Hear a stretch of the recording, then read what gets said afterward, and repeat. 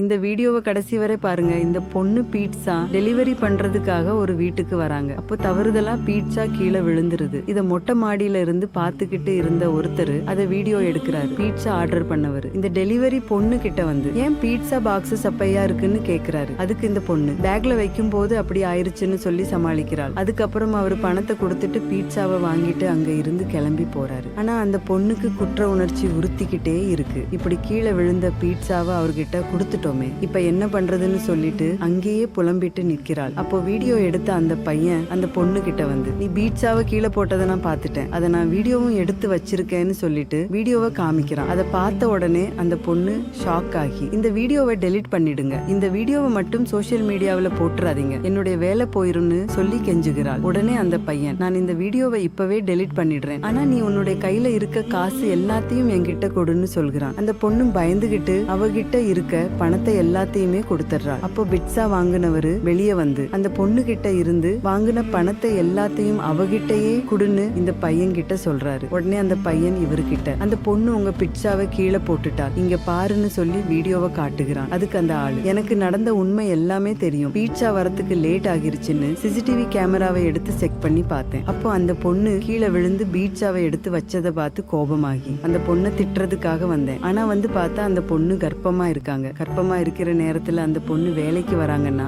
அவங்க வீட்டுல எவ்வளவு வறுமை இருக்கும், அவங்களுக்கு நம்ம உதவவில்லை என்றாலும் பரவாயில்ல, அவங்களை கஷ்டப்படுத்தாமல் இருந்தாலே போதும்னு சொல்றாரு. உடனே இந்த பையன் அந்த பொண்ணு கிட்ட பணத்தை கொடுத்துட்டு நான் செஞ்சது தப்புதான், என்ன மன்னிச்சிடுங்கன்னு சொல்லி மன்னிப்பு கேட்டுட்டு அங்க இருந்து கிளம்பி போறான். அதுக்கப்புறம் இந்த பொண்ணு அந்த பீட்சா வாங்கினவர் கிட்ட சார் நான் வேணும்னே பண்ணல, தெரியாம கைத்தறி பீட்சா கீழே விழுந்துருச்சு, என்ன மன்னிச்சிருங்க சார்னு சொல்லி மன்னிப்பு கேட்கிறா. உடனே அவரு பரவாயில்ல மேடம், நீங்க பார்த்து பத்திரமா வீட்டுக்கு போங்கன்னு சொல்லிட்டு அங்க இருந்து அனுப்பி வைக்கிறாரு. இந்த கர்ப்பிணி பெண்ணுக்காக இந்த நபர் செய்த செயல் உங்களுக்கு பிடிச்சிருந்தா இந்த வீடியோவுக்கு ஒரு லைக் போட்டு கமெண்ட்ல சூப்பர்னு கமெண்ட் பண்ணுங்க.